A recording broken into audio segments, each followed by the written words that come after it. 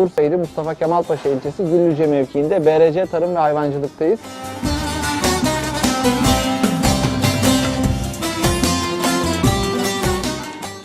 Evet. Yani hayvanı siz sürekli sabit bir yerde bağlı tutuyorsanız, hiç gün ışığına dahi çıkarmıyorsanız, yani bu hayvanda tırnak problemi yaşama ihtimaliniz daha fazla.